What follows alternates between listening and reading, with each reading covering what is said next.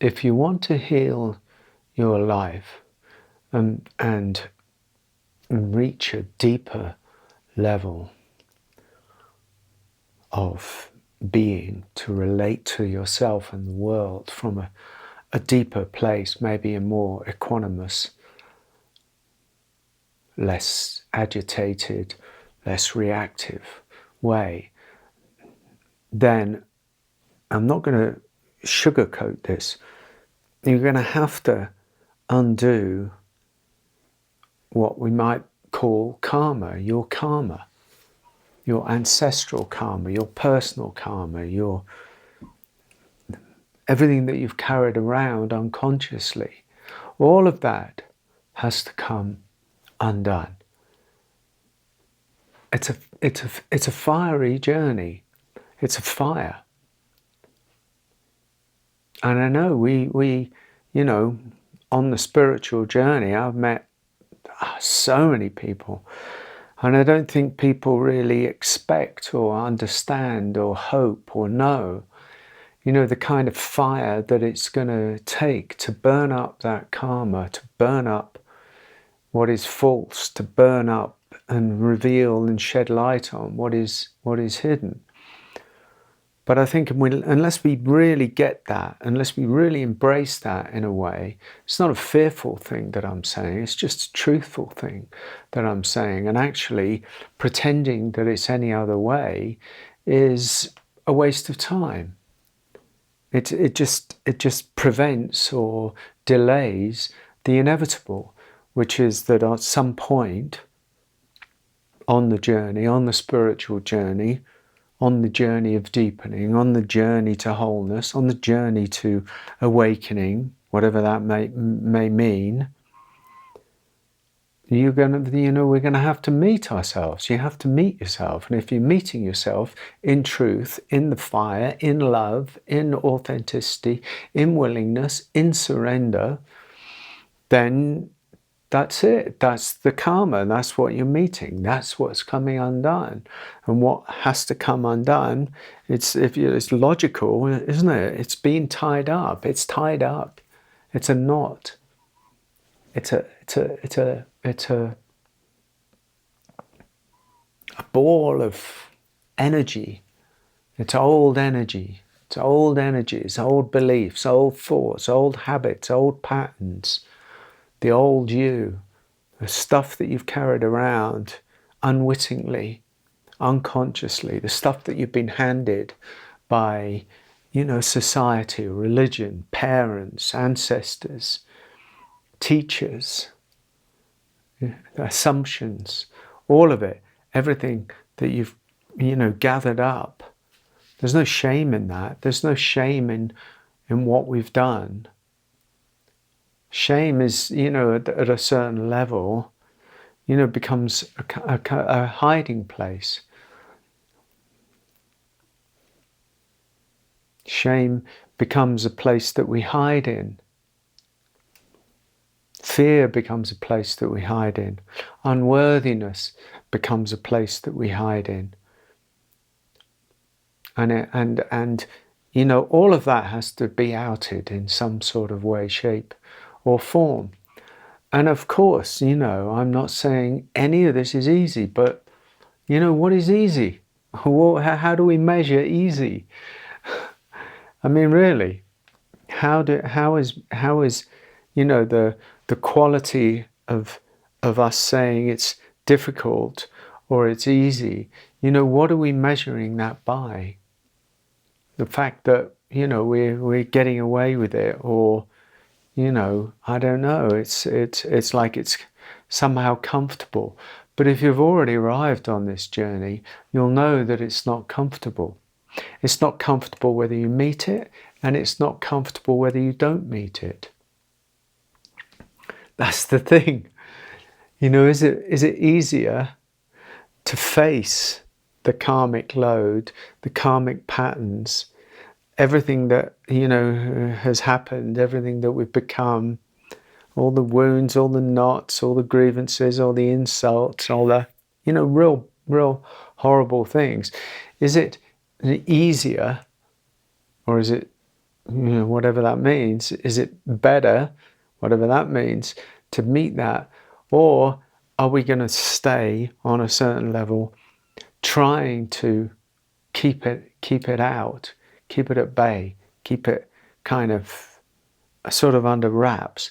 But the trouble is that creates a duality, it creates a dualistic sense of us. That's us. We're living that way and hiding that stuff. Living in this, hiding that. And I think the deeper calling of the spiritual journey, although we might think that it's about enlightenment or awakening, is actually integration. Ultimately, in many ways, the simplicity of the spiritual journey, at least in the way that I talk about it, not anybody else maybe, but the way I talk about it, is to integrate. And to integrate that which was denied with that which is here. That which is whole, with that which believed itself or was hidden in all the shadows.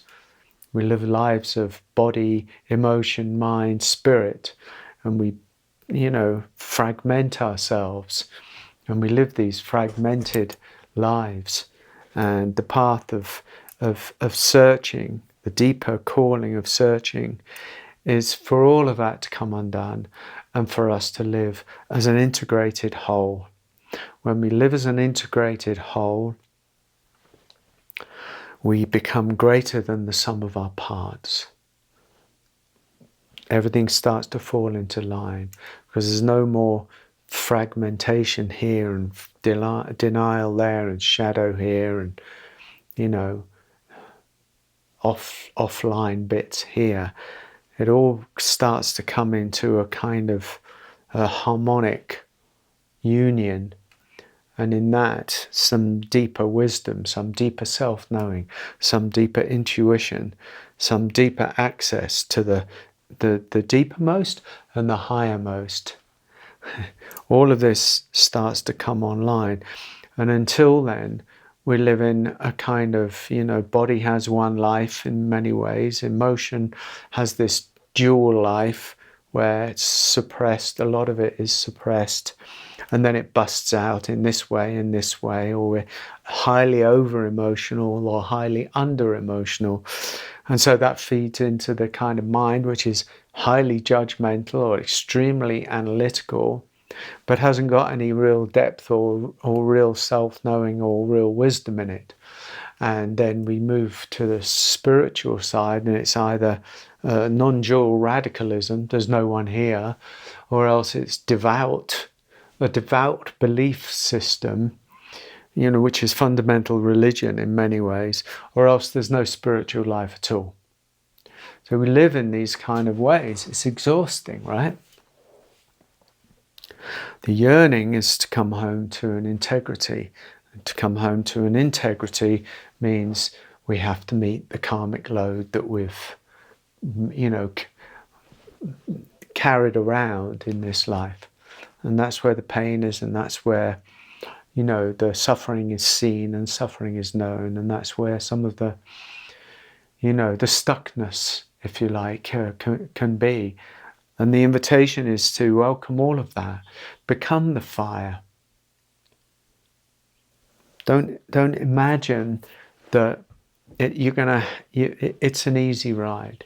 Don't imagine that it's an easy ride. None of it. Existence is not an easy ride. Money doesn't help it in that way. Comfort on the creature level seems to help it for a bit, but ultimately, if you've got the calling of your soul inside you, it won't help you. Because the calling of the soul is beyond those things.